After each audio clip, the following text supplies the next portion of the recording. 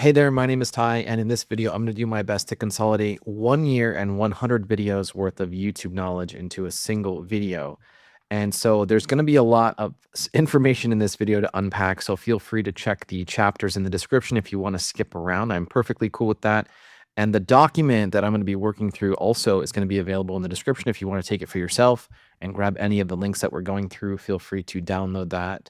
And so who is this video actually for? And this is going to be for any newer creators getting started on YouTube, people who just want to see what it's like from someone else's perspective who's been doing YouTube for the last year or so.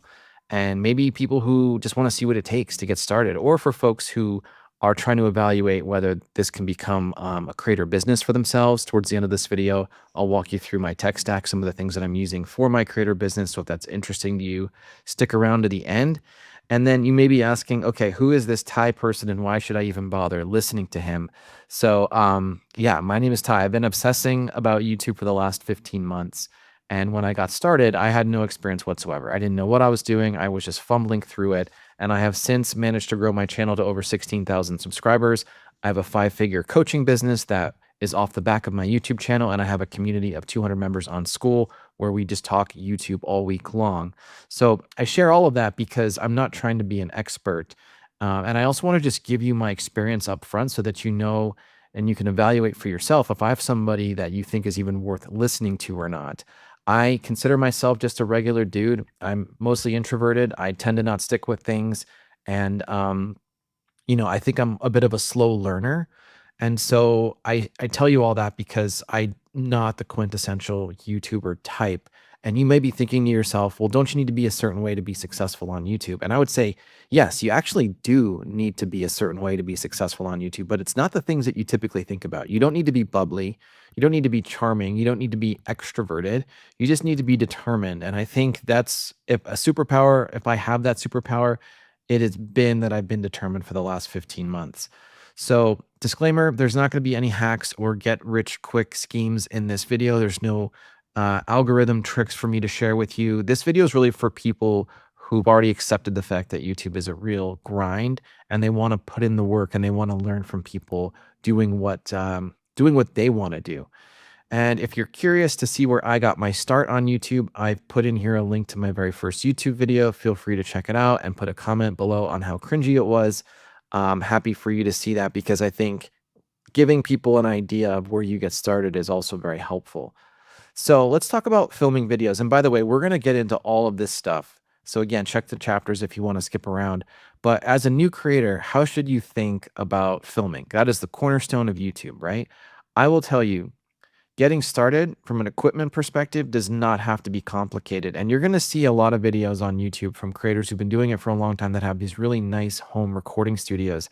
I don't have one of them. And I will tell you that you don't need that. You can get to 10,000 subscribers or more without fancy equipment, without a nice home recording studio. In fact, when I say you don't need a lot of equipment, I really just mean you need a phone, a smartphone. I got to 10,000 subscribers on my channel with just using my iPhone 15, which is right here. So this is the guy that's gotten my channel off the ground. And if you have one of those, you can do the same.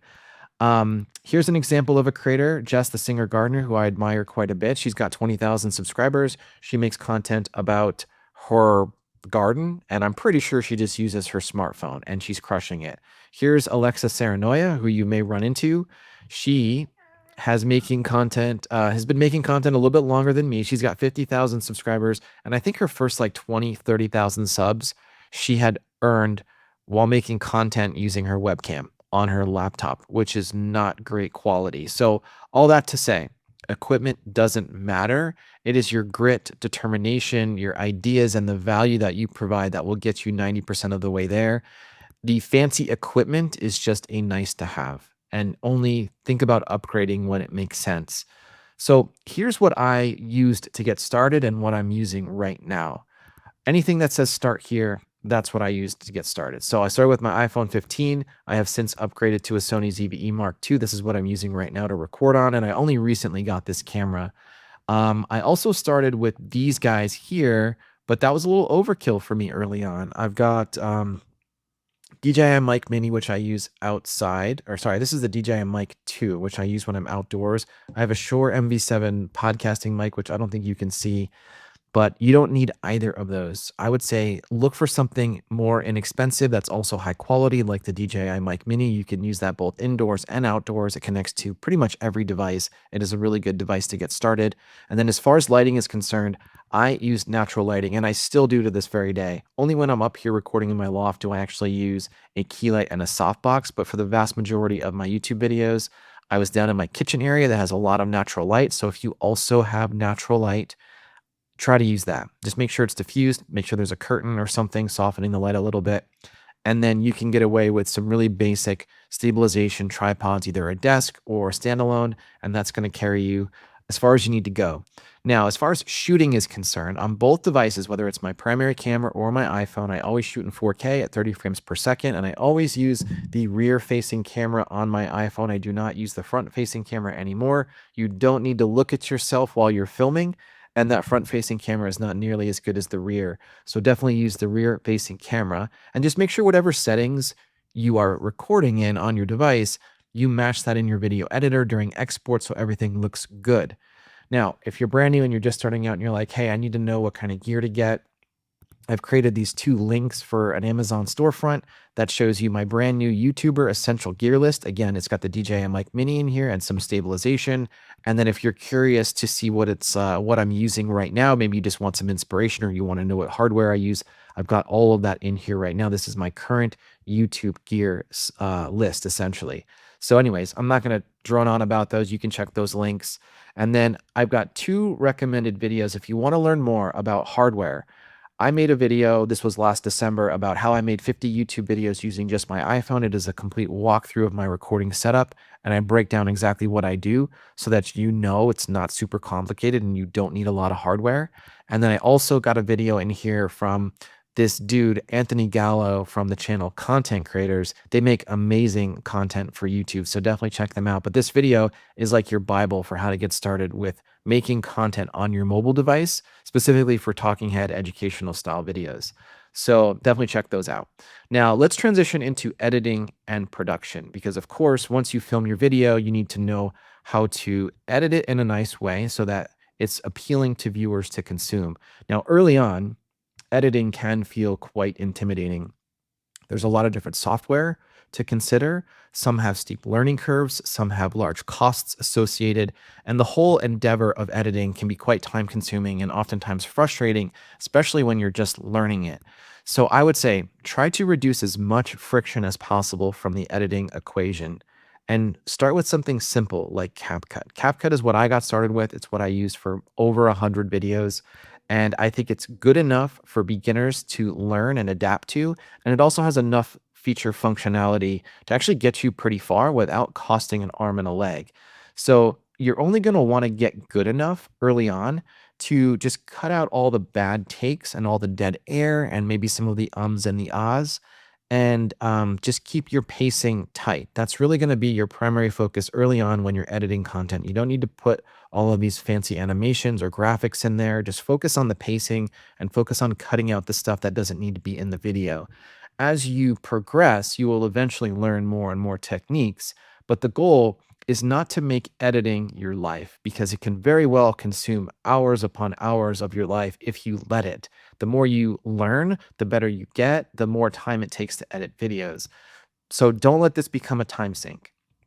So as I mentioned, I basically edited 100 plus videos in CapCut myself. I have since and only recently hired a video editor, and they're now using DaVinci Resolve. And then if you're curious about the software that I use to record tutorials like this is a screen share where I'm showing my screen. I use Screen Studio. I absolutely love it. I think it has a really clean professional feel to it, and it's actually really easy to use. So if you're going to make content similar to this, definitely check out Screen Studio, because it's actually a really good bargain too for what you get. And then finally, to enhance your audio to make it sound a bit better, there's the Adobe Podcast Enhancer. It is a free website. You can just dump your audio in there and it'll optimize and enhance it for you. So with editing, less is more, right? The purpose of editing is to aid in the delivery of the content and not to distract from it. And if you feel like your editing is becoming the center of attention, then it is likely the case that you are overdoing it. So here's the analogy. Sometimes all your steak needs is a little bit of salt and some cracked pepper, and that's it. You do not need a 21 season salute in a reduction sauce covered in blue cheese, mushrooms, and pickled veggies. And maybe that sounds delicious, but you're clearly distracting from the meat, which is what people really want. So give them the filet mignon. Don't give them all the, distractions. So if you want to learn more, Think Media put out a really good comprehensive overview of all of the different video editing platforms, and it kind of breaks down which one is good for which type of creator. Highly recommend watching that if you're curious. And I also have a video that I made very early on about some beginner editing tips that I've done in CapCut, but you can certainly apply those to other editing software as well. But here is the best part. Do you want to know the absolute best editing hack that took me a year to learn? Drum roll, here it is. Take all of the time that you'd normally spend editing a video and instead spend it on topic research and writing. So just let that sink in for a moment. And honestly, early on, I used to love editing. It was therapeutic for me, and I loved learning all the new skills.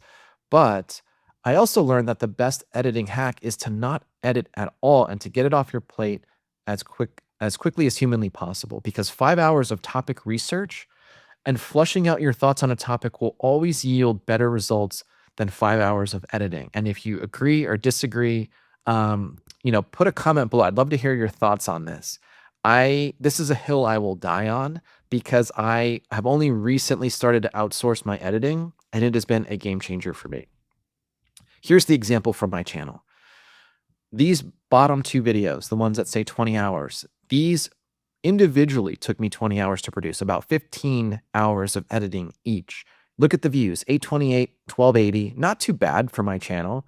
But the next video that I made, I didn't edit at all. I mean, I take it back. I enhanced the audio and maybe a little bit of the color, but less than an hour all in on the edit, and it got me 8,500 views and a ton of comments and new subscribers to the channel. So the question is, which do you prefer? 20 hours for a decent amount of views or 0 hours for a lot of views? So the point is, editing barely matters.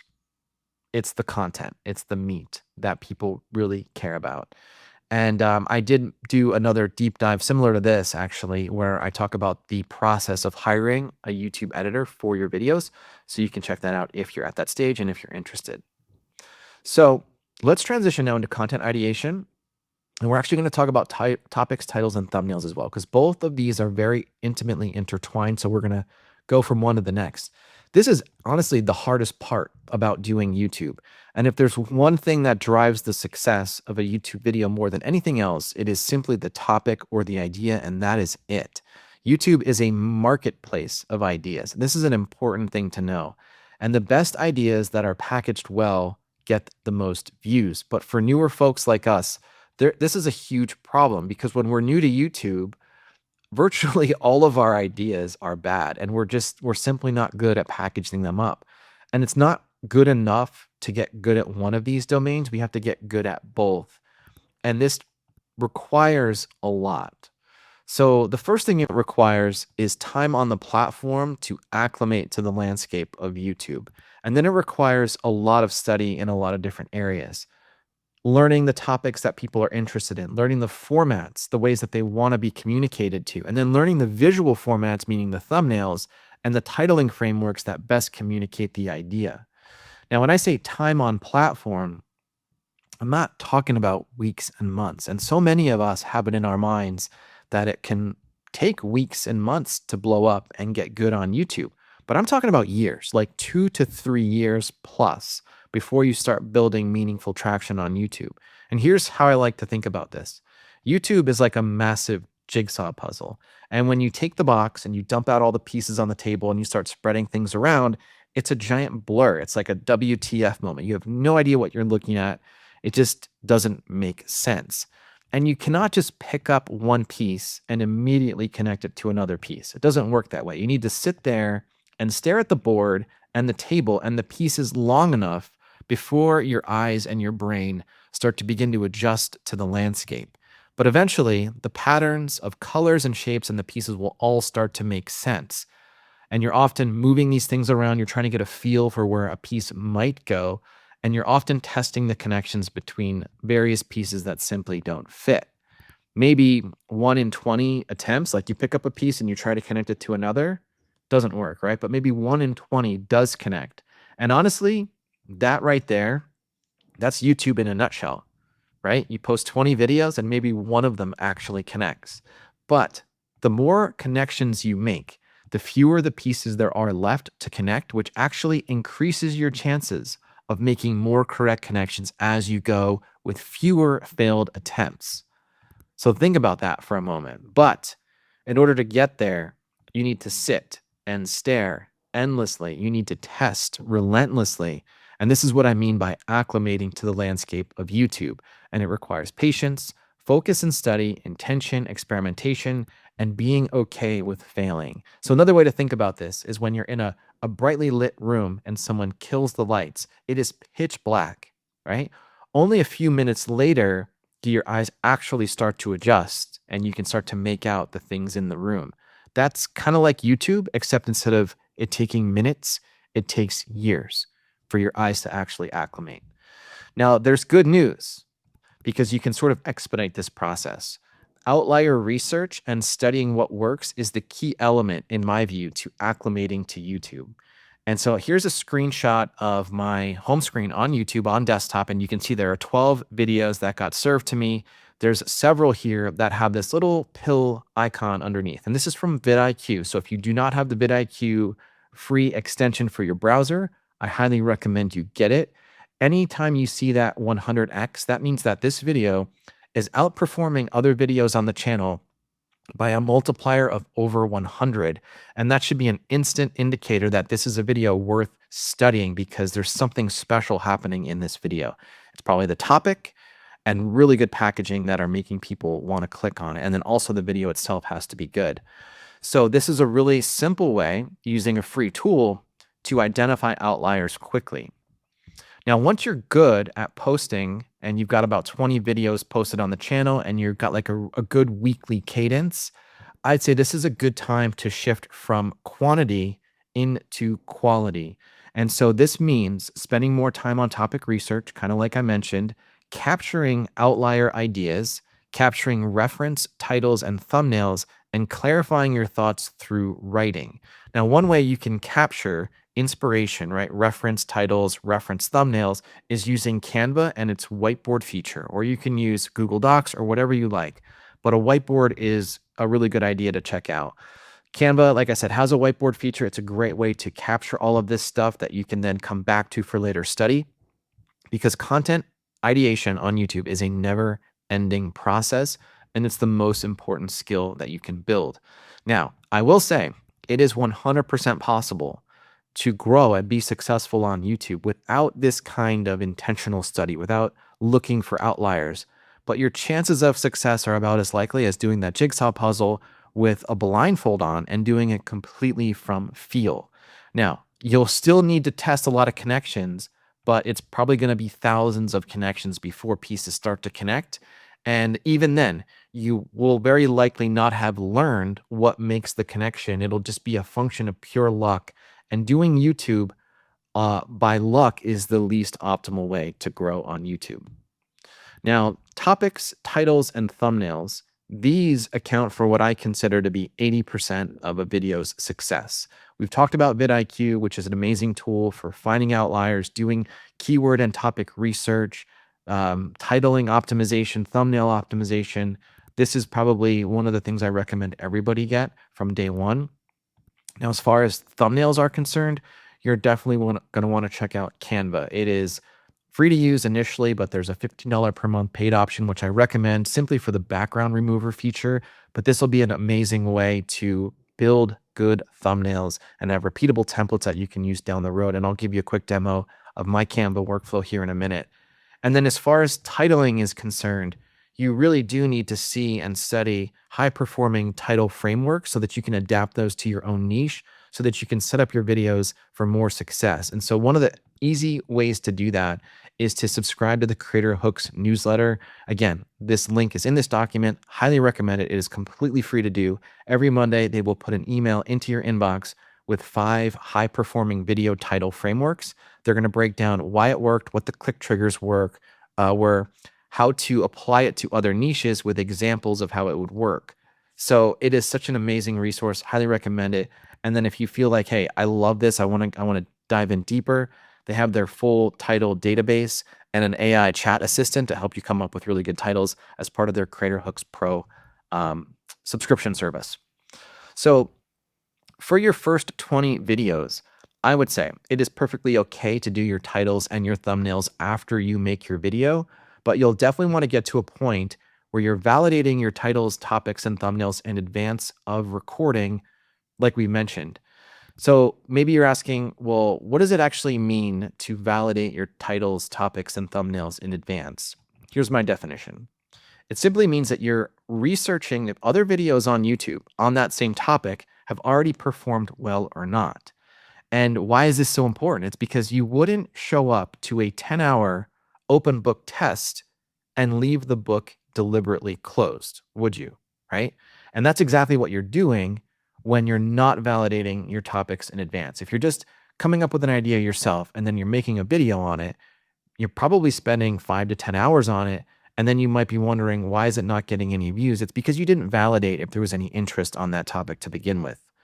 Now, when you validate your topics in advance and you find examples on YouTube of videos that are already performing well with good titling frameworks and good thumbnails, you're not just showing up to the 10-hour test, but you're showing up with the book already open, the pages are already tagged, and the answers are already highlighted. So it makes it super easy.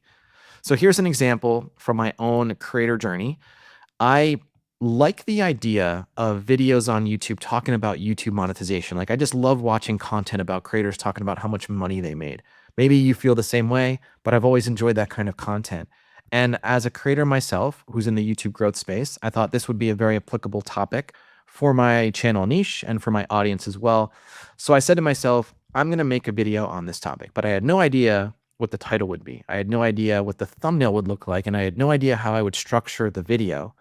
So I went out and did some research to validate the topic, and I typed in various things into YouTube, like how much I've earned on YouTube, or how much YouTubers make, or all of my YouTube earnings revealed, stuff like that, right? And I would get fed all of these different videos. But there's one video that caught my attention more so than everyone else, and it was this one right here. And it's because it had 1.3 million views from 2 years ago. And I was like, wow, that is a lot of views on this topic. I need to figure out what made this video so successful. So I watched the video, I studied it, and I decided that it would fit perfectly with the story that I could tell. So I studied the hook, I studied the structure of the video, the editing style, and all the storytelling elements, and I took notes. And then I basically recreated my own version of it, borrowing similar packaging, and in the case of the title, the exact title. And, 5 months later, this video on my channel has 250 plus thousand views. So all that to say, was the topic validated? Absolutely. 1.3 million views suggests validation for a particular topic. And there are a lot of videos on YouTube talking about monetization. So it's pretty safe bet that people are interested in this kind of thing. But then the question is, what about the title and the thumbnail? How do we validate those? Well, we simply just say, hey, like, this video has a lot of views. There's probably something interesting about the title and about the thumbnail that compelled people to click. And so borrowing those design elements, I also had a lot of success with my video. And then, of course, the content itself has to be good. So you have to deliver on the promise of what your title and thumbnail are suggesting for your viewer. Now, let's transition into some tips on thumbnails and titles that you can take away when you're crafting your own. So first, try to find thumbnails on YouTube that inspire you. Things that you can consider a reference. Again, you can pull into Canva for future study, but things that also fit the vibe of your channel and the vibe of your videos. And then save those for future study. Now, less is more. Clarity over cleverness. Usually one subject and one idea in your thumbnails is ideal. come up with a reusable format so that you're not reinventing the wheel every single time. And I would say to A/B test liberally with your thumbnails, even if you don't get very many views and you don't have good data to validate which thumbnails are actually better, because the more you practice, the better you will get at creating thumbnails in the future. And then ideally, you want to create several different concepts as opposed to just changing the color of the background and A/B testing the same thumbnail 3 different ways with 3 different colors. Now, as far as titles are concerned, again, clarity over cleverness every time. Fewer than 55 characters is preferred. And ideally, you want to include some sort of click trigger. You want to invoke some curiosity, some desire, or maybe some negativity that they're trying to avoid.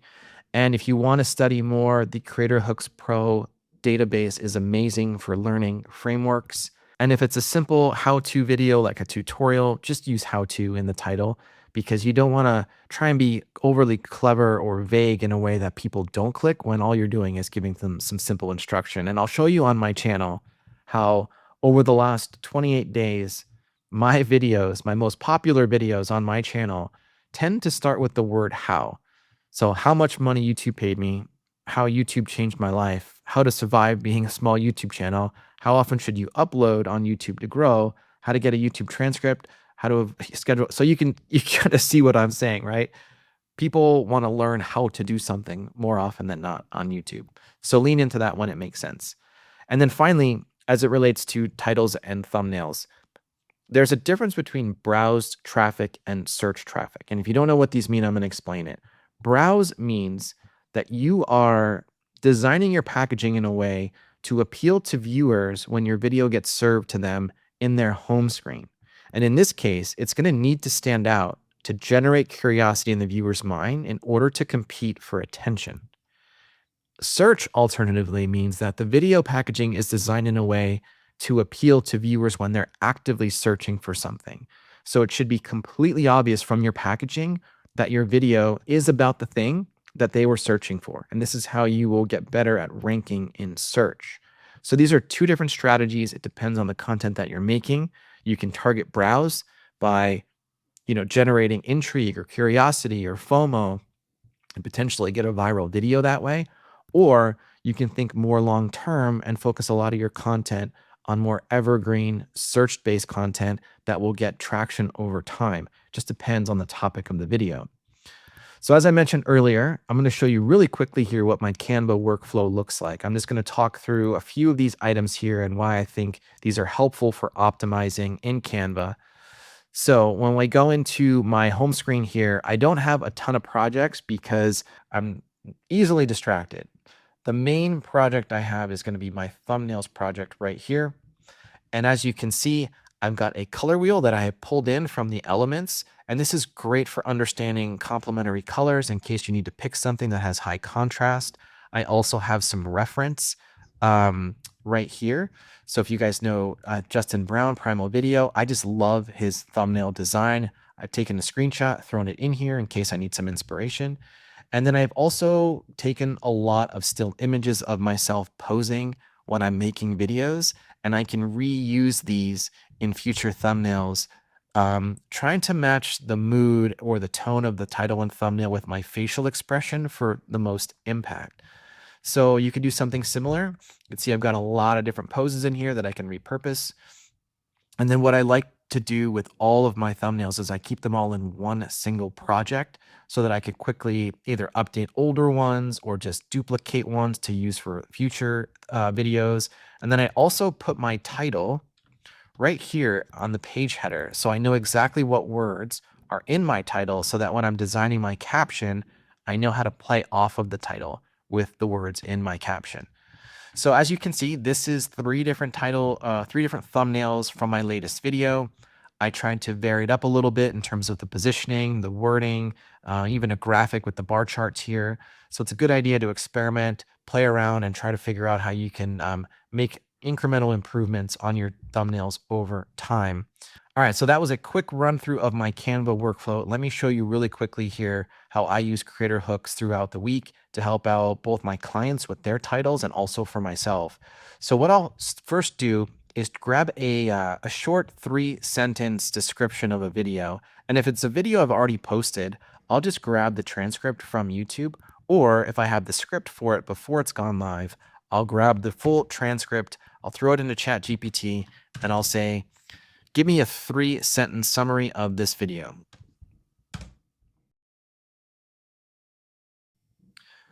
I'll grab this 3-sentence summary and I'll take it into Creator Hooks. And then from here, we have some options if we want to select a click trigger.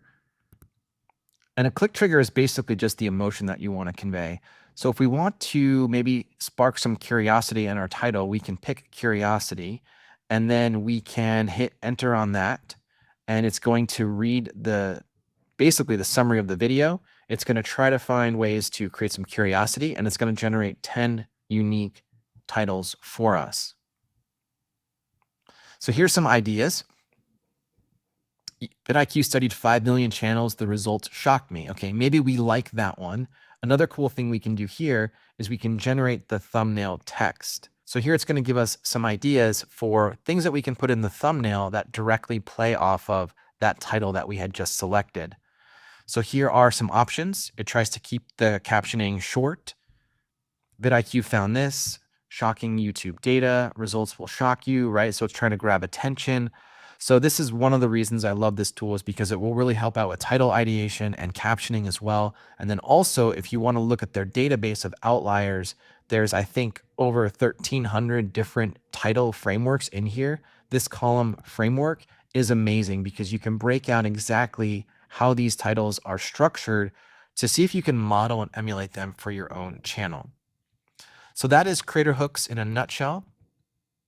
And if you want to learn more, there are some videos down here for you to watch, some from April and Alter about how to find a killer video idea. This one here is Jay Klaus interviewing Jake Thomas, who's the owner and founder of Creator Hooks. So it's a really good deep dive on titling and the importance of it. And then finally, I've got down here a thumbnail masterclass by my current mentor, Tintin Smith. He's worked with Ali Abdaal for a couple years. He put together a really comprehensive training on how to design effective thumbnails. So feel free to check that out. All right, let's move on. We're going to talk about monetization, because there are a lot of different ways to make money on YouTube, and every creator business is going to be different. And honestly, it's going to depend largely on your niche, what your viewers expect, and the type of products or services that you might be bringing to them. And yes, monetization on YouTube is fun. It's a great milestone to work towards. But for people treating YouTube like their business to support their livelihoods, then it's pretty clear early on that AdSense and the YouTube Partner Program will simply not be enough to sustain your standard of living. So one of the best ways to monetize your YouTube channel is the following. Number one is to find a problem that people have. The second thing is to go out and learn about that problem and try to figure out how to solve that problem. And then once you've made it that far, sell it to people, right? So find a problem, learn about it, go solve the problem, and then sell it. And yes, that is the oversimplified way of describing how to bring a product to market. But I'll give you the walkthrough of what I'm doing in my creator business that sort of follows this roadmap. So what is the actual problem that I have found that I'm trying to solve? And it is how to become successful on YouTube, right? That's what I'm working towards. Now you might be asking, how am I learning about this problem? And one is I'm doing it. I'm actually growing a YouTube channel. So I'm learning all about growing a YouTube channel through doing it. But I'm also watching a lot of content. I'm taking courses to upskill. I'm studying with mentors to learn what they did to be successful. And I'm working with a community on school and also individual clients. So I have all of these inputs that are helping me to become better at how to become successful on YouTube. And then this begs the next question. How am I actively solving this problem? And the short answer is I haven't actually actively solved it. I'm sort of in motion. I'm working on it. And so you may be asking, well, if you haven't solved the problem, how does this actually work? How do you make money if you haven't figured out the solution for other people? And so in the space that I'm in, and this can be the case for a lot of different niches on YouTube, is you don't actually have to have fully solved a problem. You have to have solved maybe some of the initial problems that people have getting started. And so I'm just a few steps ahead of probably hundreds of thousands of would-be aspiring YouTube content creators. And there's some portion of that larger population that is probably happy to pay me for help and mentorship. And that's what I'm capitalizing on. Now, even better if you've actually solved a problem. So maybe you have decades of experience in the workforce and you're like a pro at people like moving up in the workforce and like applying and interviewing and just being really good at climbing the corporate ladder. Maybe you've got another skill elsewhere that you can train people on and that can get them from point A to point B. If you have something that you can bottle up, a solution, a problem that you solved, a transformation, that means you're just way ahead. So even better if you've got that. Now, how have I packaged up what I've learned so far in order to sell it? Well, I've got two things. I've got my primary offer, which is a one-to-one coaching. It is a high-ticket 6-month program. And I have a secondary offer, which is a community or low-ticket program on school. It's a monthly or annual membership. And then finally, the way in which you talk about these things is, you draw attention to them through your YouTube content or through your newsletter or other socials. So that's the quick version of the problem I found, what I learned about it, how I'm actively trying to solve it, and how I'm selling it to people. And you can follow this same framework really for any niche on YouTube. Now, here's some additional tips.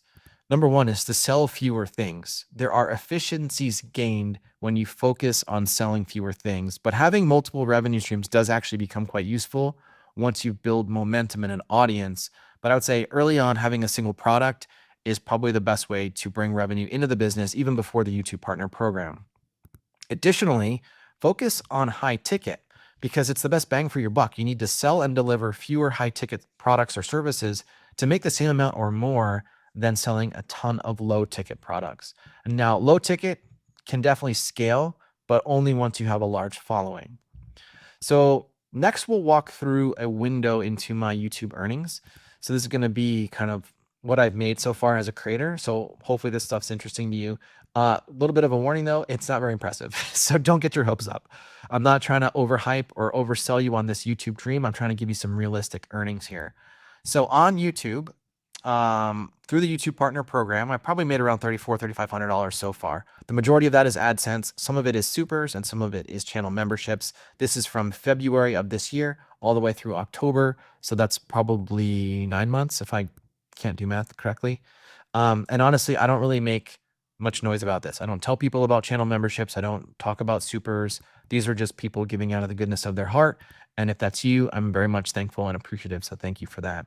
Here's what this looks like in the YouTube studio. For the first 6 months of my creator journey, it's a flat line because I wasn't monetized yet. But then February of this year, things started to pick up. The daily earnings were a couple bucks a day, maybe. But then things have been picking up lately over the last few months. And that's as a result of building good momentum and traction on the channel. So it's really nice to see that come in. Now, all in, as far as affiliate programs are concerned, I've made less than $250 total since I've started. And I haven't put a lot of energy and effort behind affiliates, but depending on your niche, this could be a great way to make money. Hardware, software, there's a ton of different affiliate programs out there. Even School, the platform that I use for my community, has a really good affiliate program. So these are things that I think in time, as my channel grows and people just naturally, organically click on links, I'll start to earn more and more share from. Now, speaking of affiliates and how you can plug these into your video descriptions, I did include here a video description template that you can make a copy of. It shows you exactly how I build out my video descriptions, and you can save this as your upload defaults inside YouTube Studio so that it automatically imports all of this stuff on every single video. And while at the end of the day, the majority of this is not that important, I thought I would still just give it to you guys in case you want to optimize your descriptions.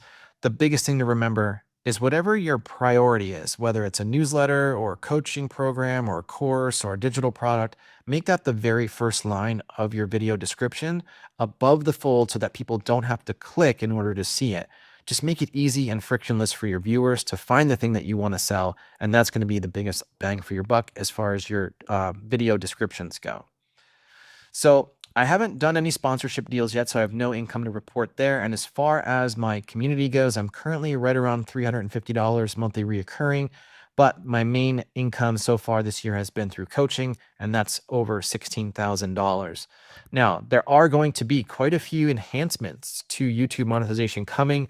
I've listed out some of those in this video that I posted a few weeks ago, every major 2025 YouTube update explained. So if you're interested to learn more, check out that video. All right, we're going to transition away from monetization. We're going to talk about mentors, courses, and communities.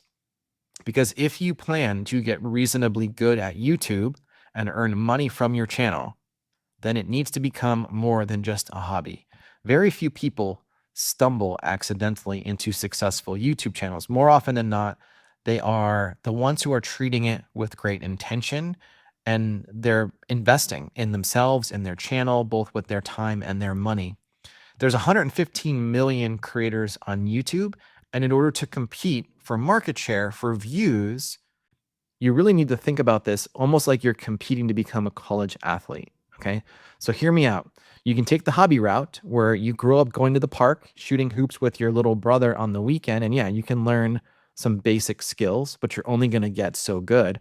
Or you can treat it more like a hobby and you can join a school team and learn from a coach who's got 20 years experience playing and teaching, and from a competitive group of peers who also want the same thing that you want.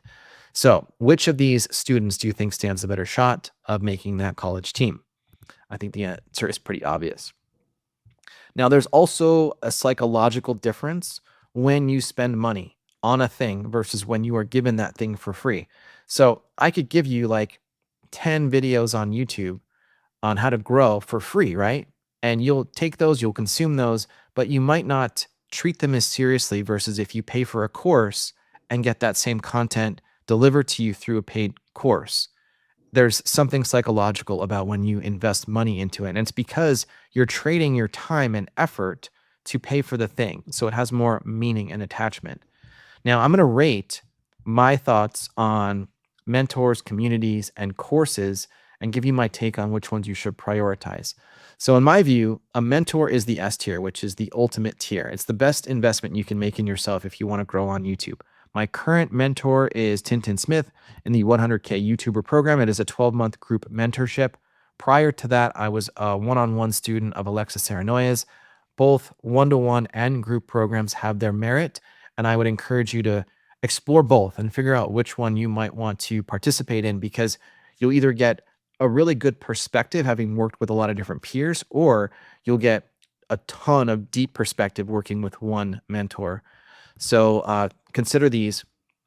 Next would be communities. So if you can't afford a mentorship, which I understand that not everybody can pay to have a coach, but at minimum, you need to surround yourself with other people who are also working towards the same goals that you have. There are free communities, there are paid communities. Alexa's is an example of a free community. There's a lot of people in there. Mine is a much smaller, more finely curated community. It is a paid community. Both have their pros and cons, but at the end of the day, like, you are the average of the 5 people that you spend the most time with. If you're hanging out with your girlfriend who doesn't know anything about YouTube and your dog who just looks lovingly at you all day, they're not going to help you get better at YouTube. So spend the time with the people who are actively working to improve themselves, and their learnings and skill will rub off on you organically. And then finally, think about courses. If you're brand new and you don't even have a foundation yet, there are some really amazing courses. Think Media's Video Ranking Academy. I highly recommend. It is super comprehensive.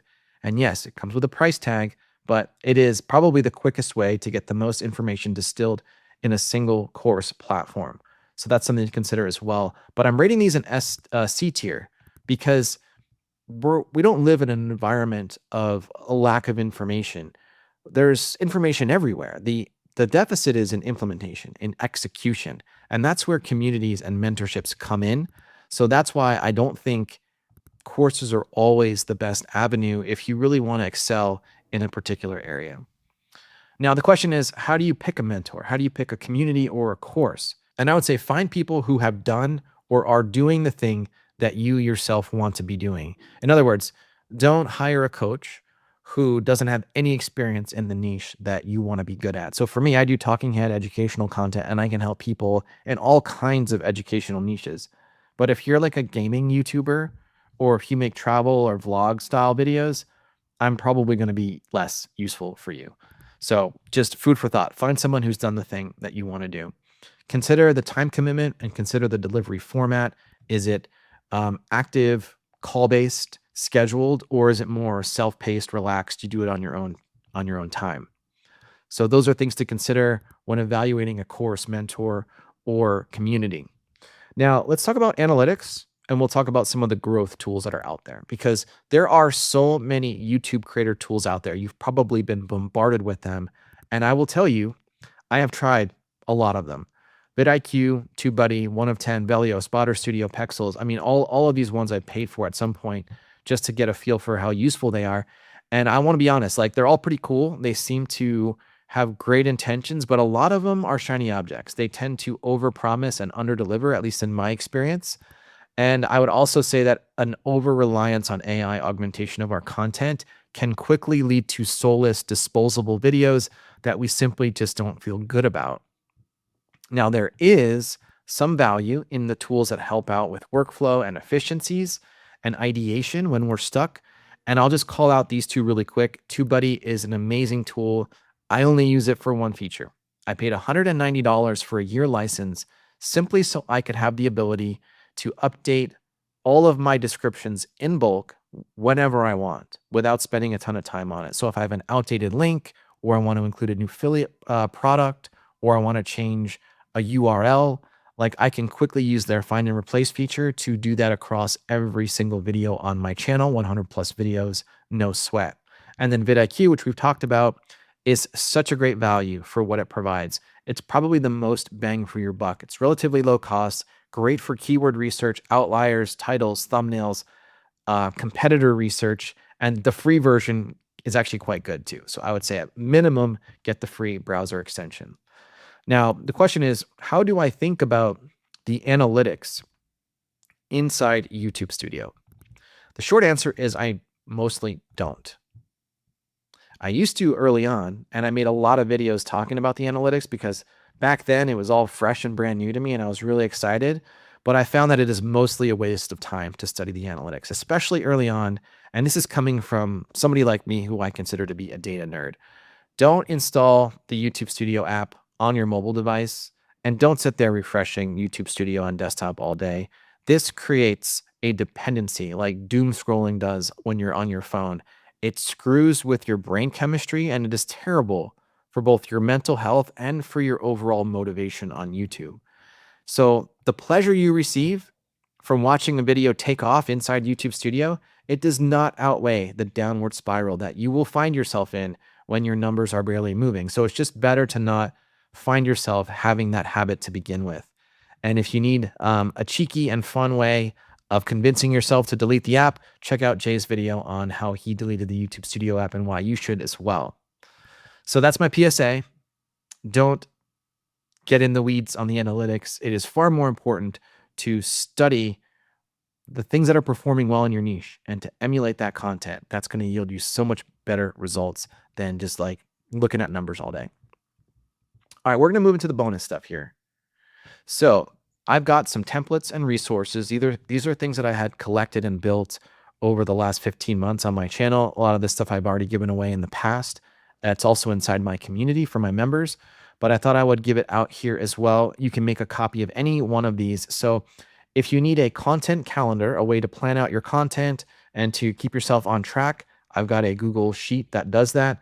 There's also a monetization tracker in there, so you can plug in your weekly numbers and it'll help you understand how long it's going to take you to get monetized. I have videos explaining how to use both of these.